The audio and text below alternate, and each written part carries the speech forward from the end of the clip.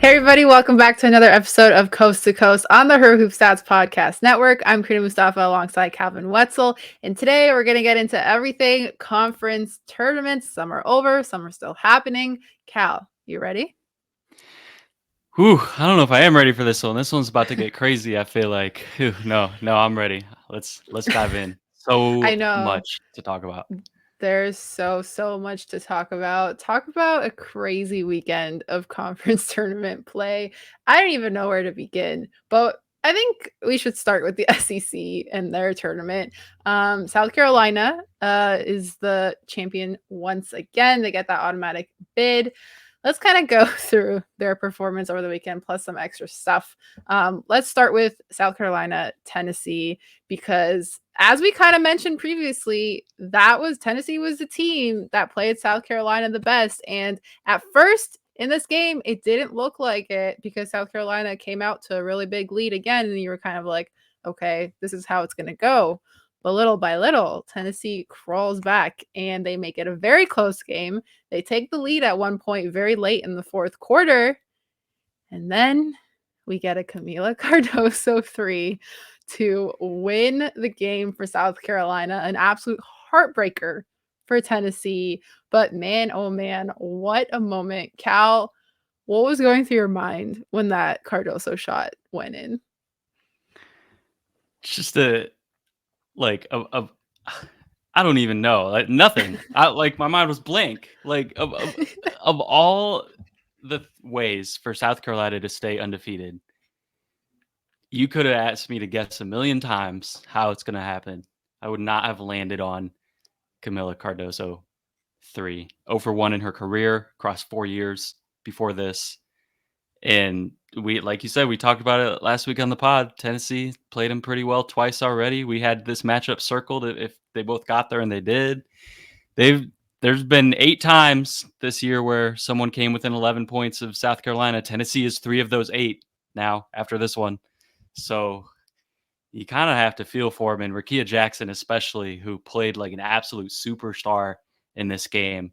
I think put a lot of WNBA scouts on notice. Obviously, she probably has already, but she was pretty close to a triple-double against the best team in the country and just came up short of getting the win. But this was, I mean, we were only getting started on the weekend when this happened, as crazy as that is. Yeah, I don't even know like how. I still feel like I'm kind of like processing everything that happened, but this was classic March. Classic March indeed. Oh my god. After that shot went in, I don't think I knew how to act for like the next 3 hours. I didn't know what to do. There were other games on, and I'm kind of just sitting there like, I can't believe this happened. I'm like yelling. I'm like telling my mom, I'm like, this team was undefeated the whole year and nobody's come close to winning them, to beating them. And Tennessee did. But then this player who never made a three before in her career makes the first three ever on the game winning shot. My parents were looking at me like I was absolutely crazy, but it was a really, really good game.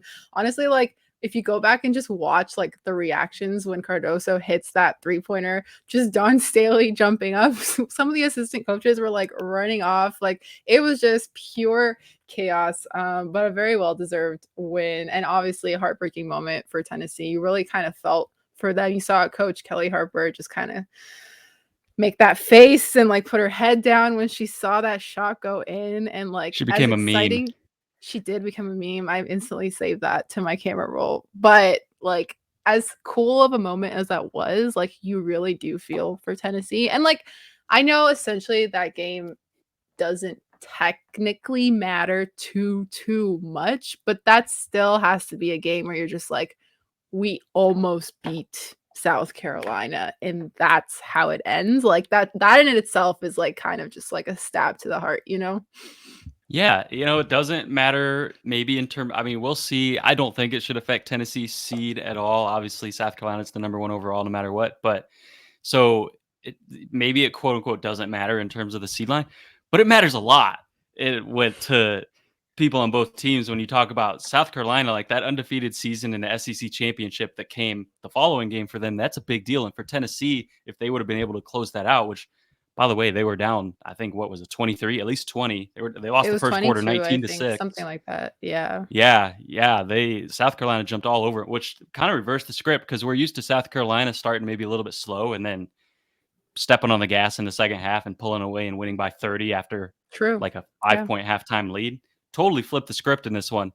This would have been a big deal for Tennessee too, but I think this is what March, not only like the craziness and, buzzer beaters and comebacks and someone who's never hit a three in her career winning the game on one, not only all of that stuff, but for me March also comes down to like this sort of emotional dichotomy of like all of these moments that you see simultaneously. There's absolute joy on one side and complete heartbreak on the other. And if you're like a human being with any empathy at all, you have to process both at the same time while you're watching this and somehow feel elated for all these players and coaches on South Carolina and for Cardoso for having this moment, and also just completely gutted for Tennessee, for Rakia Jackson, for Kelly Harper, and for everyone who was that close. And that's what I have such a love-hate relationship with it, because it's so hard sometimes to like kind of process both sides of all these. And we're going to get these moments again and again throughout March where someone who we've never heard of is going to hit a buzzer beater and have the moment of your life. You're going to be thrilled for him. And on the other side, someone who had a stellar career is going to watch their career come to a close on that shot, and you're going to be heartbroken for them. And having to like sort of just process all of this as a fan is, it's so tough, but it's what makes March so exhilarating, and I love it. I'm addicted to it. So I think this game just exemplified all of that.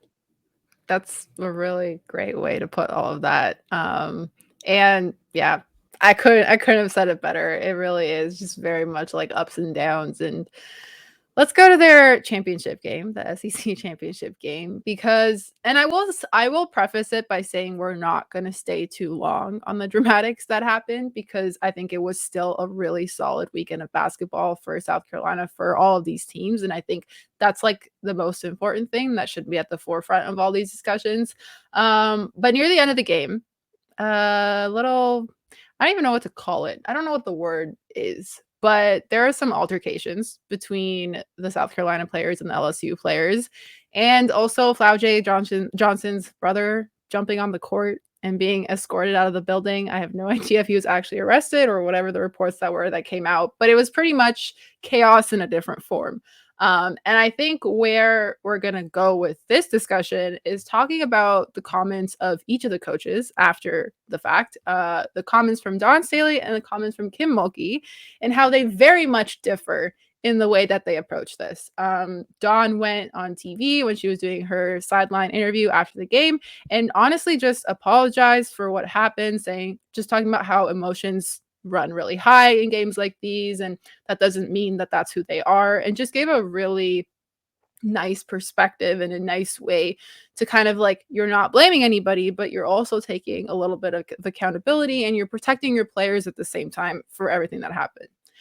Kim Mulkey, like she normally does, kind of goes the other direction and says some really whack comments about wishing that her players went after, wishing that South Carolina went after Angel Reese instead, which I think is at like crazy. Like that is an absolutely crazy thing to say as a coach, as just like anybody commenting on what happened. Like in what way is that protecting your players? And like low key, there's so many problematic layers within that statement itself that we should probably like peel away. But Cal, what are your thoughts on like what Dawn said versus what Kim said, and like maybe how we need to start keeping Kim accountable for the things that she says, because it seems like it just gets more off the rails every single time. I love that you just said keeping her accountable, because we obviously rightfully so praised Dawn Staley all the time, and everything about the way she handled this was spot on as expected from her. And on the other side, like, we need to talk more about what a problem Kim Mulkey is. Like, just, I don't know how many people are gonna be mad, and I don't really care. Like, piece of trash human being, absolutely disgusting. And this is like just prime example of how many times have we seen this type of thing, with like going back to how she's handled the Brittany Griner stuff, and then it's like The some of the Angel COVID Reese stuff early stuff this year, COVID and stuff. Angel Yeah, Reese, yes. there's a really long list at this point. It's not like a one-off type of a thing where she said like one random whack thing in a press conference and that's it. Like it's building up at this point, and I don't know what like the correct path about it is, but we got to talk about it, like you said, and keep her accountable in some form. Because, like, come on, man, you can't say that stuff. I don't know, like, you just can't, and it's like you said, it's problematic, and clearly, Dawn Staley, obviously, the total opposite end of that spectrum, just knowing exactly what to say, when to say it, how to say it, everything about that. So that's really it. That's what it comes down to. Yeah, and I think just kind of cap things off, like those type of comments takes away from the weekend of basketball even more than the fights at the end of that game did. Like I feel like that just prolongs all of this, and we are no longer speaking about how Camila had a great weekend, about how Raven Johnson had a great weekend, Tahina Pow, all these players on South Carolina, Rakia Jackson with Tennessee, like it just feels like it takes away from what was a really exciting weekend of conference play. And like, I know we're talking about it now, but it's more so to be like, it's just really unfortunate that things ended the way that they did. Um, and also, just as a side note, Camila Cardoso is not like allowed to play in the first round of the tournament, of the actual like NCAA tournament. They originally said that it was going to be like everybody who got ejected, and I was like, "There's no way!" Like they got rid of like both benches, and I was like, there was no way This is that about was to get allowed. wild. Yeah, Yeah, no, so no I'm chance. glad I I'm mean, glad they corrected that, but like, I am too. It was gonna be crazy because the thing is too, like, this was a possibility in the last couple minutes of that game. Even like in the NBA, there's the rule where if you're down to 5 and someone fouls out, they can stay in the game and you get a technical. That doesn't exist in college. So if you're down to 5 and someone fouls out, now you're down to 4. And we could have got there at the end of that game. If what they would have said would have been true about all these players being ejected, you were going to have to really sort of manage that in terms of fouls with the first round or two. I mean, I don't think South Carolina's going to lose to a 16 seed even with 5 players, but still, or would have. Obviously, they don't have to deal with that, but still, it would have made added some intrigue to those games. I'm glad it doesn't happen because I don't think any of those players deserved it. Certainly, I I agree. don't. This leaving the bench thing, I don't know. It seems extreme to me. I think like, but it's one thing to talk about like a fan coming onto the court. Obviously, totally different situation.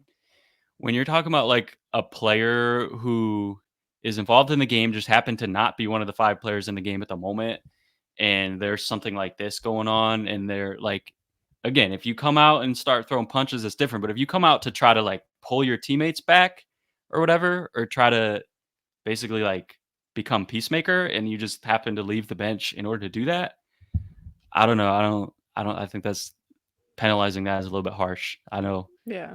we weren't going to necessarily get into all that, but that's just my thoughts on that. So I'm glad that those players who that was kind of their only involvement get to play in the first round of the NCAA tournament because I think they deserve it.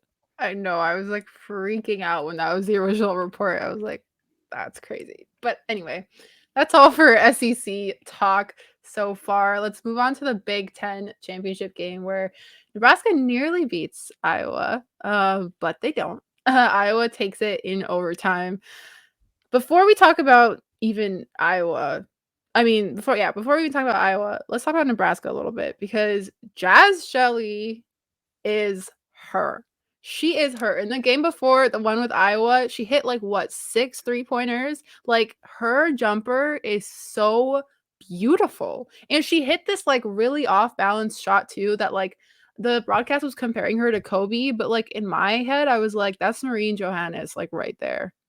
It And is. I It just was the game thought before, I think, it right? was the It game was before the basically the semifinal game. dagger in Yeah. the semifinals. I think if I'm thinking of the same Yeah. one you're talking about was Yeah. towards Yeah. the Yeah. end of the That game one. before. Yeah, That exactly. I one don't was know. My just thought like too. The little one-legged incredible. end of the shot clock. Yeah, I was like, Just that's MJ right tough, there, and not Michael Jordan. The tough. other MJ. Oh, I see what you did there. Yeah, Yeah. exactly. Let's not get it twisted. But what were your thoughts on Nebraska's performance overall during this weekend? And then we can move on to Iowa as well. Nebraska is quintessential peaking at the right time team, and the fact that it would have been so easy, like when you beat Iowa the way you did in your place. I think like the whole world, from what I saw in terms of talking points and stuff, was like, yeah, Iowa's going to make adjustments. Like they're gonna be pissed off about that. They're gonna come out and win this game by 25. Like this is hardcore revenge game energy, and that's not what happened at all. Nebraska was ready to go again from the start. Jumped out to a double-digit lead at halftime. Jazz Shelley was hooping all weekend, including in this game. She averaged 20 points and 8 assists on the tournament. Crazy. I It's definitely pretty would have good. been the MVP if they won. And they held Caitlin Clark defensively. That was the story in the first, or not the first game, the second game, but the first game Nebraska won against Iowa. They held Caitlin Clark to 4 points in the first half of this one. Obviously, her shot was off. You have to give Nebraska a lot of credit for that too. And this is the type of team, especially when you talk about Jazz Shelley, like fifth year senior. I think this time of year, it's such a cliche that people talk about like seniors, experience, it matters in March, blah, blah, blah.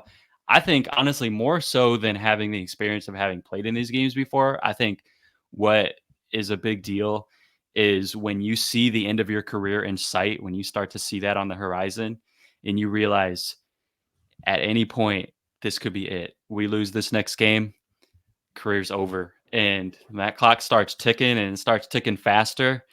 Sometimes some of these players just have a way of taking their game up to the next level because they know if I show up to play today, I get to play again tomorrow. And obviously, Nebraska was going to the tournament anyway. It's not like losing this game ended their season, but just we're getting close to that point now. And I think Jazz Shelley is getting to that point where she is just taking over. It's Jazz Shelley time every game. And I think they're not going to get a top 4 seed. They're not going to be playing at home. But I do think that if they play the way they did in that game and in the last game in Iowa in the last couple weeks, and especially Jazz and Alexis Markowski, who we should mention, who's been phenomenal, I think they could be a second weekend team. I like it. It's kind of like that, like, all or nothing mentality when you're just like, I really have nothing to lose except for the game in front of me. And I think that's kind of where Jazz Shelley and like players like that kind of have their mindset at. But yeah, Iowa escapes in overtime. And speaking of overtime, let's move to the conference that we actually placed a metaphorical bet, a figurative bet. I don't even know if anybody actually did this. We set it at over 4.5 overtimes last week for the Pac-12 conference tournament play. We didn't hit it, but like barely. And I know like We got four. we got 4, and So like close. honestly, I'm good with that. I call that a win in my book because we didn't actually like put any real money on it. So I think it works. But I mean, I think we got pretty excited when like one of the first games had like 2 overtimes in just like one singular game. We're just like, "Oh, we're going to hit this so easy." But we didn't, but it's fine. But USC wins the Pac-12 title with a win over Stanford. Cal, how did you like the weekend of Pac-12 conference play to kind of say goodbye to the Pac-12? Exactly. So much fun. It makes me miss it even more. And at the end, right after the championship game, they played that little montage going through all the different moments of the Pac-12 or whatever over the years. And it was like a little sad. It was like, wow, this really is over forever. Like it's never happening again. It's crazy. And what a year to end on. Credit to the Pac-12 for going out with an absolute bang this year in the regular season and now in this tournament. 2 games went to 2 overtimes. USC UCLA in the semis was an electric game. So much fun. And then USC comes out on top, gets to call themselves the last Pac-12 champion ever. Despite, I want to say Juju scored 9 points. I don't have the box score in front of me. I don't think she got to 10, maybe barely. But this goes out to what I think Mark Schindler said on Twitter the other day, that USC is kind of Juju gets the attention that she deserves, but at the same time, like this is a team. Mackenzie Forbes won the MVP of the Pac-12 tournament, which she deserved because she stepped up big time. And this is a team that can still beat a top 4 team in the country in Stanford on a night when Juju's shot isn't going in because they have players like Mackenzie Forbes and Rhea Marshall and all the Ivy League transfers. They're 3/5 of their starting lineup is Ivy League transfers who all have their nights. And so this is a team that can really make some noise even when Juju isn't necessarily clicking. And when she is, forget it, it's over. When she's having those nights where she's dropping 51 and you have the rest of this talent around them, forget about it. Absolutely. And like you said, I was actually gonna bring that up too, about Mark's tweet about like it's not just Juju, like they are very much like built around her and they keep like picking up these like number one recruits. And so I think like they're in a very, very good spot this Yeah, year their and recruiting honestly class. like coming up too. Like it's just Exactly. there won't be any rebuilding here since I know a lot of people like to throw around that word. Yeah, not at all. They have a really good class coming in next year too, so they're not going anywhere. Juju's Yes. gonna get even more talent around her in about 6 months.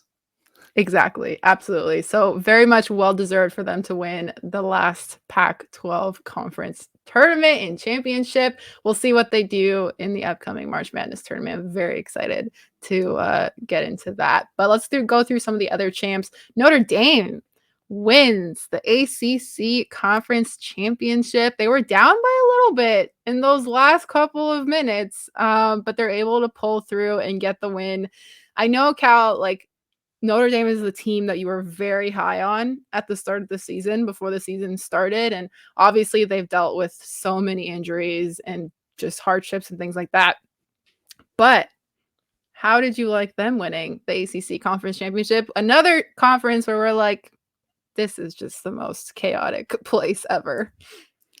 So chaotic, and I was so impressed with their defense in this tournament. In the last couple games, especially, they play the top 2 seeds because Notre Dame was the 4 seed in this league, which this league felt like the seeds didn't mean anything. It felt like anyone could beat anyone, but Notre Dame was the 4 seed, play the top 2 seeds in the last 2 games, hold them both below 55. Extremely impressed. And like you said, they dealt with some injuries this year. Obviously, Olivia Miles has been out all year, but even for players who have been playing this year, Sonia Citron missed some time, but they're healthy now. They're playing well. This is another team I wouldn't want to see next And week. Hannah Hidalgo is also her. We love She her over here. is Freshman her fire. freshman fire. So good. Hannah Hidalgo, I think if we didn't have one of the best freshmen that we've seen in a long time in Juju Watkins, Hannah Hidalgo would be the freshman of the year, and she, in a lot of years, would win it. She just happened to be in the wrong class. But what she's done this year is remarkable. Can't wait to watch her career unfold too.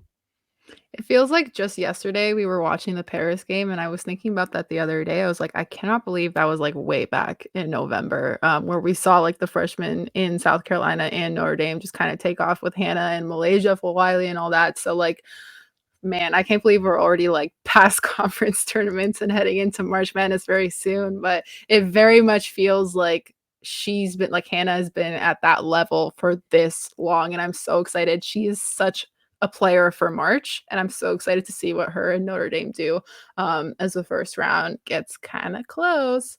And then let's mention before we get into some other recaps and previews, let's mention the Big East. The while we're recording, the champion won't be decided yet. But I know, Cal, you wanted to shout out a team. Yeah, by the time you're listening to this will be decided, and UConn obviously is heavy favorites Monday Yeah. night against Georgetown. But no matter what happens in this game, I don't care if Georgetown wins or if they lose by 60.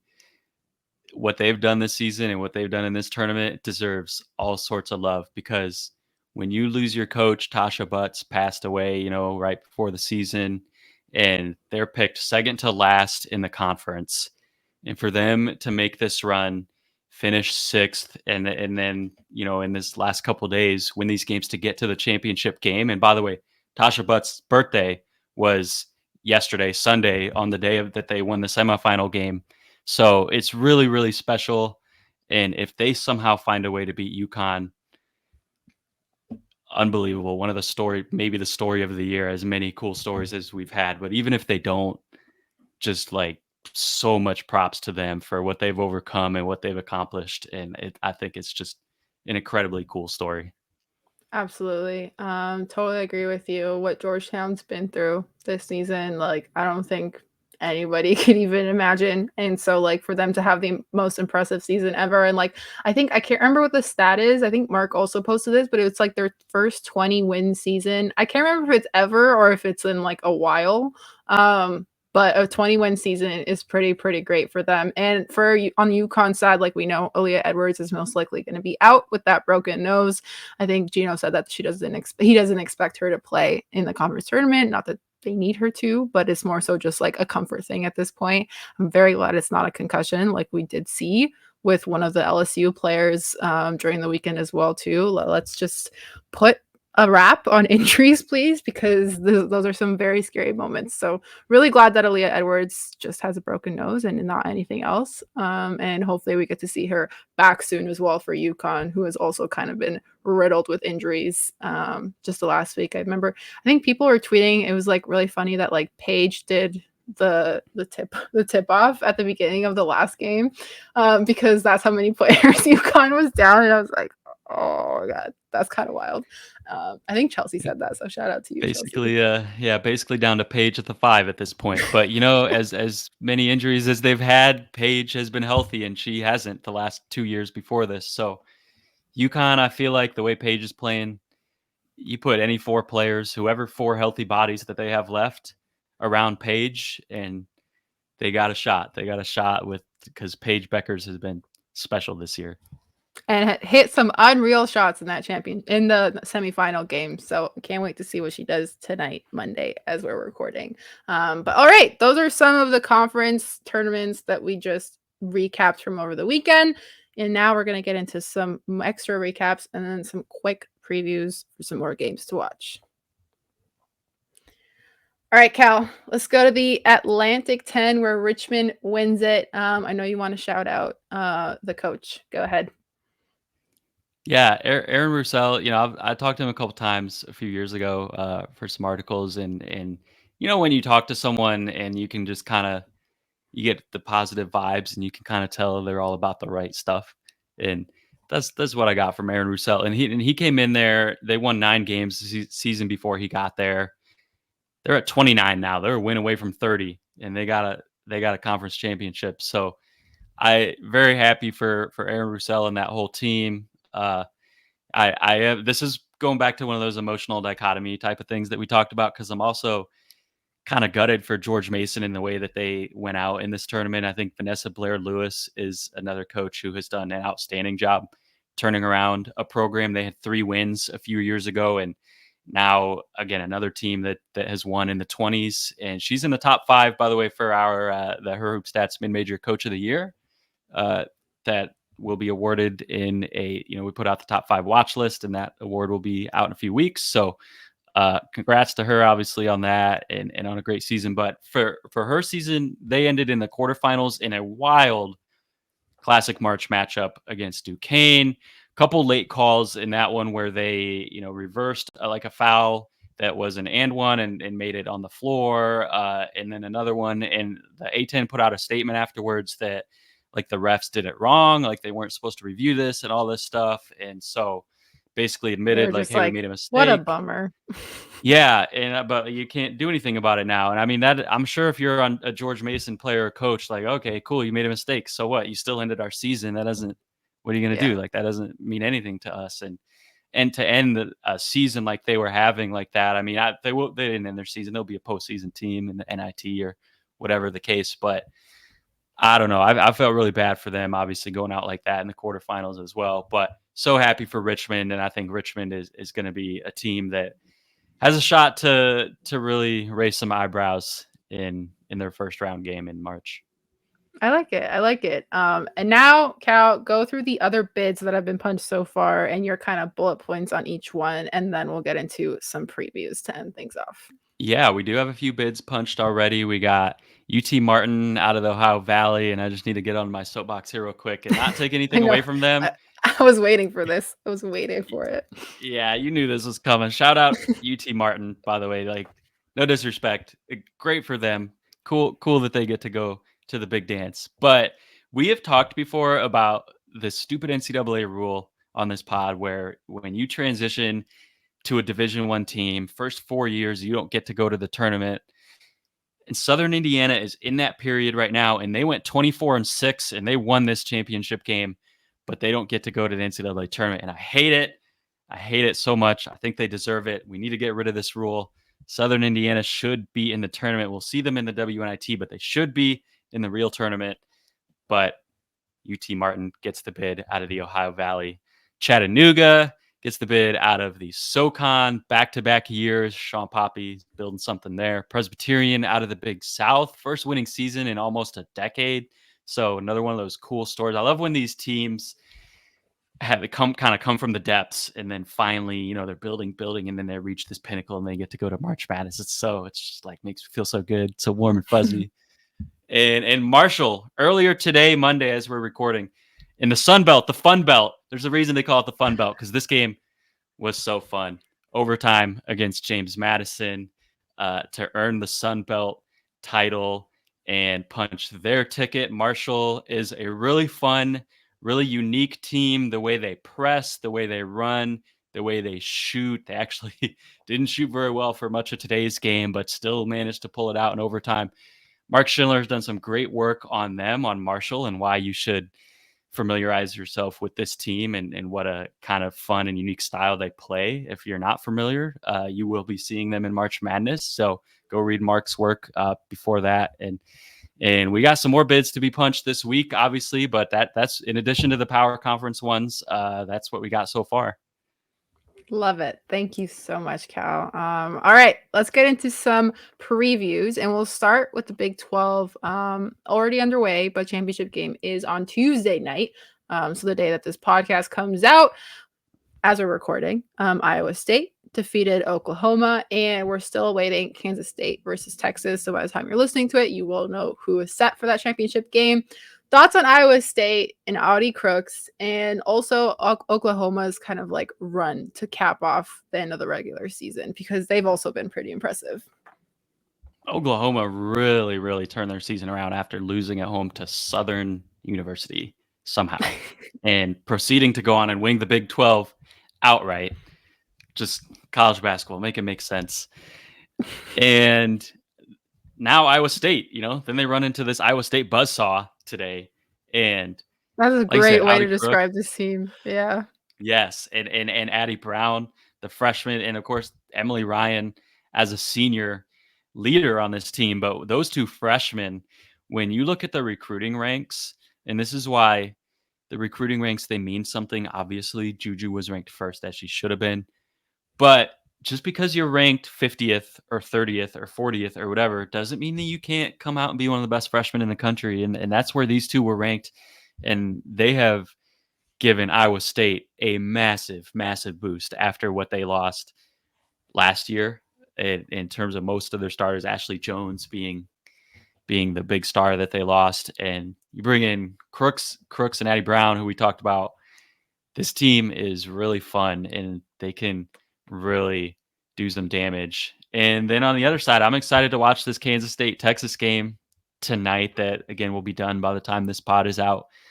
Texas, I think it is definitely the favorite here in this one, and if they move on in a championship game. But this is not one of those like UConn type of conferences where, you have a surefire thing. Kansas State, Aoka Lee is a problem for anyone. And they obviously, they lost her for a little bit earlier this season and all of last season, so they don't know how to play without her too. But what they've been able to do under Jeff Mittie, I think, this year has been also incredibly impressive. And this game tonight and then the championship game Tuesday night are going to be two of the best games of the week, I would say. Yeah, so there you go. Kansas State versus Texas on Monday night, and then the championship game between Iowa State and whoever wins that one will be Tuesday night. So make sure you watch that. Besides the Big 12, there are also 21 other bids up for grabs this week. We're just going to talk about some of the more dominant teams in the specific leagues, and I'm going to start us off with Gonzaga in the WCC, because I do have to shout out one of my favorite Canadians and a senior who is returning for Gonzaga next year, and that is Yvonne Ejim, who just also won the defensive player of the year and player of the year in her league. I mean, what a year. Canadians kind of rock, don't they, Cal? Canadians are awesome. Canadians are so cool. I don't know why you would think that. You have nothing in particular why you would bring that up. I have no connections to Canada at No all. bias Definitely or not anything like recording that. this. Definitely not recording this in Canada right now. But no, she's just been really cool. Obviously, Brendan Maxwell as well too, who we had on the podcast. I think it's probably like a month ago at this point. By the way, the weeks kind of fly. But Gonzaga has been really, really fun to watch. Going through some of these other teams, do you have any that you kind of want to mention or give some love to as well? I had to shout out Yvonne first. Yeah, you did, and she's on the Becky Hammon Mid-Major Player of the Year watch list, by the way, top Yes, 5. she So is. we should give some love to that as well.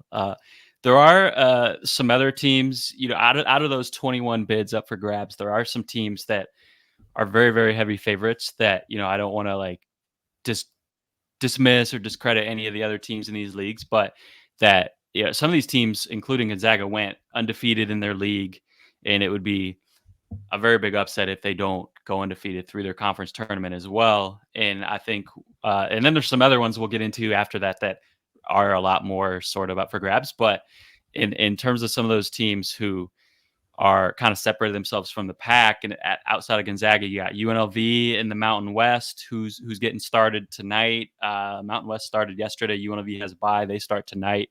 Fairfield in the MAC, which not to be confused with the Mac. It's 2 A's. So it's not the Mac, it's the MAC. And Fairfield, by the way, there are 2 teams in the country who have not lost a second game yet. Obviously, South Carolina's undefeated. And then there's Fairfield. 1 loss. Came back in the first week of the season in November on the road at Vanderbilt at an SEC team. They lost by 3. They're 3 points away in a road power conference game from being undefeated this year. So if you're not paying attention to Fairfield, time to start paying attention to them. Mark Schindler, take a shot, brought him up again. Had a great pod with Fairfield's coach, Carly Thibault-Dudanis, that you can go listen to. Really got into kind of what is making them successful this year. They got a couple freshmen as well. One in particular, Meg Anderson, who's played really well this year. Middle Tennessee in Conference USA is another one that you should watch out for, I think, in March, and one that is heavily favored in their league. Anastasia Boldareva, anchoring the inside on both ends. Fun to watch. Green Bay and the Horizon. This one is not quite probably as a sure thing as some of those other ones. I think Cleveland State could give them a lot of trouble if they both make the championship game, but do think Green Bay's favored here. And Green Bay, a team that I saw a person this year, and they're scary. They're so athletic. They're so tough. The way that they defend, the way that they can shoot when they're on. That's a team that I think could, and they've had success before. So this isn't one of those teams like we talked about with Presbyterian or whoever else, where this is kind of a new deal for them. They got experience having success in March, so watch out for them. South Dakota State. I'm sorry. Were you gonna jump in? I was gonna ask, like, actually, real quick before we keep going, like, because you went to a lot of games this year, so I was gonna actually ask you, like, who is your favorite team to watch, or like, which arena was your favorite to go to? Oh, that's a good question. So, outside of Illinois State, of course, my favorite team Yeah, I that was I gonna say watched we this got to year. keep the bias out. Yeah, biased always. My favorite team that I've watched. That's a great question. Honestly, I would say my favorite team and my favorite arena, probably Nebraska. I think going to Nebraska and seeing them win that game and seeing how lit that place was, I think that was incredibly fun, and I really enjoyed it all around. And I love that. that's a great team to watch, great place to watch a game. So I would say that's the answer for both questions. I'm glad you asked. That was a fun question. Yeah, because Um, you mentioned going to see the team, so I was like, oh, yeah, I gotta ask him who's his favorite. yeah, I have seen some of these teams. Green Bay I saw this year. UNLV not this year. I did see them in person last year. South Dakota State is another one I was going to get into. It used to be kind of this rivalry between South Dakota and South Dakota State for the top 2 in this league, and South Dakota's fallen off a little bit since Don Plitzowite left. South Dakota State sort of owns this league now, so they went undefeated through the Summit, and They'll be obviously favored in that league. FGCU, kind of every year, same deal with them. Favored in the A Sun, and if you're like an analytics nerd, if you're listening to Her Hoop Stats because you actually like the stats and all that stuff, you should check out FGCU because they take like one mid-range jumper a week. They're just the classic analytics nerd, like layups and threes type of team. And it's really fun in that respect what Carl Smesko does there. I think I saw an article about him one time that called him. I apologize for forgetting who wrote this, so I can't credit you, but they called him the mad scientist. And Ooh. a couple of people I've talked to that worked with him before say that that's an accurate descriptor. So fun team. Stony Brook in the CAA, the Coastal Athletic Association this year. It used to be the Colonial, changed it this year. Stony Brook has had an awesome season under Ashley Langford, who has had to navigate them through kind of a tough transition of conference a couple years ago when they were the America East and they were having a really good season, and they announced that they were leaving. The America East didn't let them play in the conference tournament because they were salty about them leaving, and they were having a good enough season that they really deserve to be able to play in that. And navigating them through all that and then bringing them back to probably an even better season this year, I think. Great story. Ashley Langford's done an awesome job with them. Jackson State in the SWAC, another one year in, year out. Tamika Reed does an outstanding job there. I will never, ever, ever in my life get over the game when they lost to LSU in the first round of the NCAA tournament a couple years ago when they were up 9 or 10 with a few minutes left and LSU came back and won that game. It hurts my heart every time I think about it. And I can feel the pain. yes, I will feel so good for Tamika Reed and Jackson State if they can ever win a tournament game and sort of exercise those demons from that one. But and then the last one, sticking with the HBCUs here, is Norfolk State in the MEAC. Diamond Johnson, who a lot of people who only follow power conferences probably are familiar with from Maryland and Rutgers. Is that right? No, NC State. Why am I drawing a blank on this? I NC State and one of those other two schools. Which one was it? I should know this, but I'm pulling it up right now. she's played some power conference basketball, and she was not going to be eligible at the beginning of this year, and then they made that ruling where the two-time transfers did become eligible. I believe that was in December. So ever since they've gotten her eligible, they have been on a tear, and they're going to be the heavy favorites in the MEAC conference. I think that's a team that another one that you can look You're for. right. It Did you was find NC it? State and Rutgers. And NC State and Rutgers. Okay. You know what? I think I had Diamond in my head, and Diamond Miller went to Maryland. There are so many diamonds. Yeah, Honestly. I think that's what was throwing me off. That's fair. That's fair. Yeah. So my bad on that one, but Diamond Johnson, fun to watch at Norfolk State. And yeah, I think those are probably the teams I'm kind of looking at as sort of heavy favorites. And those are also the teams that if you're a bubble team, you're rooting for those teams because if someone knocks them off, I'm not saying all 10 of those would be at larges. Certainly like Gonzaga would be an at large, UNLV would be an at large. I think it'd be a travesty if Fairfield lost and wasn't an at large. But that, maybe not all of them, but if you're a bubble team, you need those teams to win their conference tournaments, those teams that we just listed, because if someone knocks them off, that takes away an at-large spot because now you have the auto bid going to someone else, and then you'll have whichever team from that league that we just listed is going to get a bid too, and that league gets two bids instead of one all of a sudden. So if you're a fan of a bubble team, that's those 10 teams. That's who you're rooting for this week. And I think those are the teams that are heavy favorites. And then there's some ones that are wide open and who knows. And those ones are going to be really exciting as well. Yeah. Some other fun ones I could see upsets. I'm personally excited for the Ivy League. Princeton and Columbia. They're going to be playing. And then I forget who the other two teams are, but I'm excited Harvard to see. Is in there. I can't remember the fourth one. There. But yeah, I was just looking at it too, so I probably should remember. But for those of you who haven't been able to watch Princeton this season, and I'm also biased on this because I may or may not be doing an interview with her this week, but Caitlin Chen is a hooper.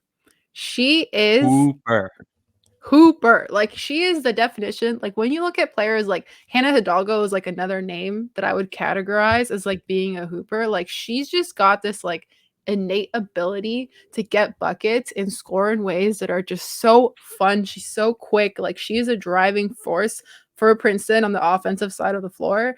And yeah, that's she's definitely one of my players to watch as they kind of start their conference tournament as well. But yeah, do you have any thoughts on Ivy League or any of these other leagues that we're going to get into?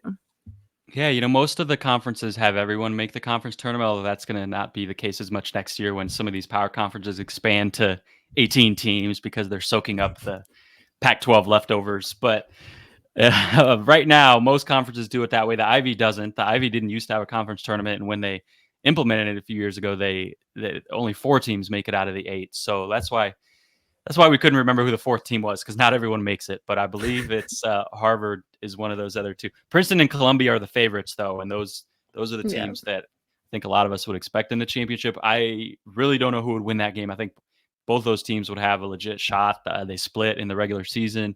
Like you said, Caitlin Chen on one side, and then Columbia, you got Abby Shu, another one who has been on we lots of talked award about. watch lists last year. The Becky Hammond, the Ann Myers Drysdale. I think we talked about her when I went through my ballot for the top 10 of that one. Mm-hmm. And if you need a reason to look at the talent of those 2 and other players in the Ivy and look at how good it is, number one, they've had a couple of first round WNBA draft picks in the last few years. And Abby Myers, who went to Maryland her last year, but she came from Princeton, and then Bella Allery from Princeton as well. And number 2, we talked about USC. 3 of the 5 starters on what is at least a top 10 team came from the Ivy League. So when you talk about the talent in this league, like it's no joke. There's some talented players. There's some hoopers in this league. Gonna be a fun one this coming weekend. And 2 others that I'm watching are the WAC, California Baptist, Grand Canyon. We talked about that end of regular season game on last week's pod. California Baptist did win that game in overtime. It was as thrilling as it was set up to be. And they are on a collision course if no one upsets them to meet again in the conference championship. And that dumb rule that affected Southern Indiana this year, that affected California Baptist when they went undefeated a few years ago. Now they're past that period. So if they can win this conference tournament, they will get into the NCAA tournament for the first time ever as a Division I team. That would be exciting. With Grand Canyon, it's a fun story too. Coached by Molly Miller, came from D2 just a few years ago, and led Drury to all sorts of success there. Was a national power in D2, and so I think both of these teams are team. I'll be tuning into that one if they meet up in the championship game. And then the last one, I'll be at this one in person. MVC, Missouri Valley. Drake is 19-1. They're the 1 seed. They're the favorites, obviously, but last time that a top 3 seed, a 1 seed or a 2 or 3, won this league was half a decade ago. It's 2019. It's been a while. This is a league that always has Stop. some 2019 is type half of a decade chaos. ago. That's You feeling old? crazy. You feeling old Just now? a little, just a little. I'm starting to get up there, you know? Yeah, you really are. You really are. You're probably getting letters I'm from a retirement washed homes pretty senior. soon. Yeah. Yeah, yeah. Yeah, it's been a while.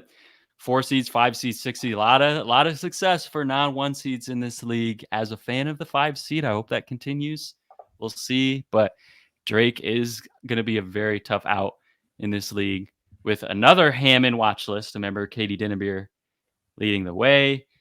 And Drake, we saw last year, they almost knocked off Louisville in the first round of the NCAA tournament when they got in. So I think if Drake does come out of this league, that's going to be a really dangerous opponent for someone. But again, 2, 3, 4, 5, 6 in this league can beat. They can all beat each other on any given night. So it's gonna be chaos before the chaos, and I'm excited to be there in person and see it all go down. Just another one that I think has no foregone conclusion at all, and I'm really looking forward to it.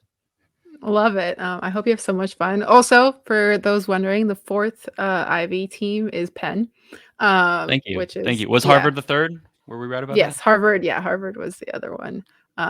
Just had to get that in there because it was gonna bother me if I didn't pull it up because I Kid you not, I was looking at it 5 minutes before we started podcasting. So you'd think I would remember. But it's been a long day. It's been a long podcast. Thank you so much for sticking with us throughout all this. If you're still here by the end, we went through recaps, we went through previews, we went through lots of conferences, lots of teams, lots of players. Conference tournaments will be wrapping up this week. And then we will have selection Sunday on the 17th. And then March Madness round 1 begins March 20th. It's literally around the corner. Cal, how excited are you for the tournament to start? I can see you beaming already. I'm For those bubbling watching over on with YouTube. excitement. We're in the middle of the 3 or 4 greatest weeks of the year right now, and I just like every day living the dream right now. I don't even know what to say. Love it. We love to Hoops all hear it. day. Hoops all day on Her Hoop Stats. You can make sure to catch us on wherever you listen to podcasts, on YouTube. Coast to Coast will be back every single Tuesday with more coverage. You can follow us at on social media. Wow, it's been a long pod. At Her Hoop Stats, myself at Crina MM, Calvin at Wetzel 31, and we will see you next Tuesday.